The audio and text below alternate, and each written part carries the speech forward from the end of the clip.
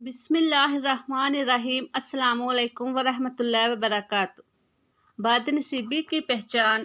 हजूर सल्लल्लाहु अलैहि वसल्लम ने फरमाया, चार चीज़ें बदनसीबी की पहचान हैं। पहला, आँखों का खुशक होना अल्लाह के खौफ से किसी वक़्त। हजूर अकरम सल्लल्लाहु अलैहि वसल्लम ने फरमाया, तीन आदमियों का घर अल्लाह पाक जन्नत के दरमियान में बनाएंगे।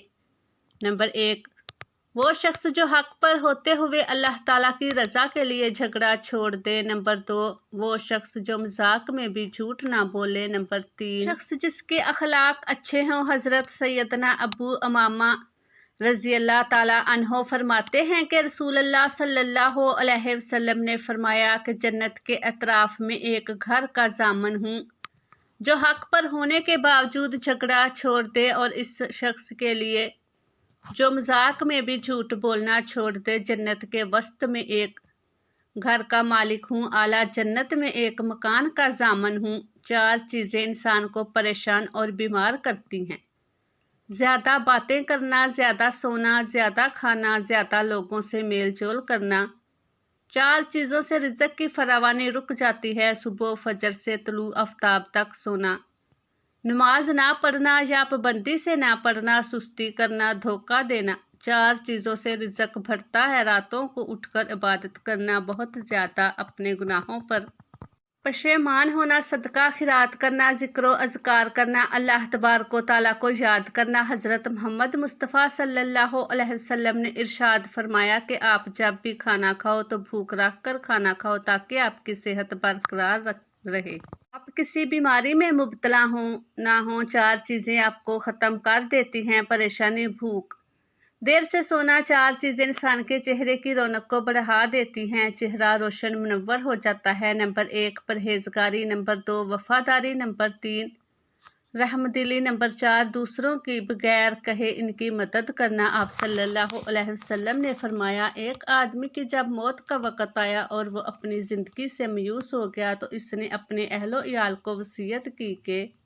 जब मैं मर जाऊं तो मेरे लिए बहुत सी लकड़ी इकट्ठी करके आग जलाना और मुझे जला देना। जब आग मेरे गोश्त को जलाकर हड्डियों तक पहुंच जाए तो मेरे जिस्म को लेकर पीस डालना किसी गर्म तरीन दिन में, या जिस रोज़ तेज़ हवा चले तो मेरी राख को दरिया में डाल देना। बस अल्लाह ताला ने इसके अज्जा को जमा किया और फरमाया, तूने ऐसा क्यों किया? इसने जवाब दिया, मैं तुझसे डरते हुए। बस अल्लाह तबारक व तआला ने इसकी मागफिरत फरमा दी। हज़रत अबू हुरैरा से रवायत है कि आप सल्लल्लाहु अलैहि वसल्लम ने फरमाया, तीन लोगों की ना नमाज कबूल होती है और ना कोई नेकी ऊपर चढ़ती है। नंबर एक, भागे हुए गुलाम की जब तक कि वो अपने मालिक के पास ना आ जाए और इनके हाथ में अपने हाथ ना दे दे।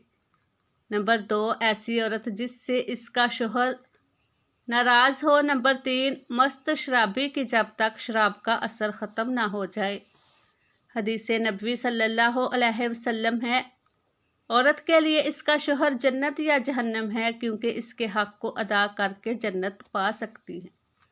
जिसका इतना बड़ा हक़ हो, भला इससे नाराज़ कैसे किया जा सकता है? सहाबा किराम रिज़वानुल्लाह अलैहिम अजमईन ने पूछा, या रसूलल्लाह सल्लल्लाहु अलैहि वसल्लम, इसको गुनाहगार कैसे करेगा? आपने फरमाया, इसके पास ठहरा रहे और इसके पास कोई चीज़ ना रहे जिसके साथ वो इसकी मेहमान नवाजी करे। हज़रत अबू हुरैरा रज़ी अल्लाह अन्हु नबी करीम सल्लल्लाहु अलैहि वसल्लम से रवायत करते हैं कि आप सल्लल्लाहु अलैहि वसल्लम ने फरमाया, रोज़े हशर 7 अफराद वो होंगे जिन्हें अल्लाह ताला के अर्श के साया में जगह मिलेगी, जबकि इस रोज़ इसके साया के सिवा कोई साया नहीं होगा। इंसाफ करने वाला हाकिम, वो नौजवान जो अपने रब की इबादत में परवान चढ़ा, वो शख्स जिसका दिल मस्जिद में अटका हुआ है, वो दो आदमी जिन्होंने अल्लाह के लिए एक दूसरे से मोहब्बत की, इसी मोहब्बत पर जमा होते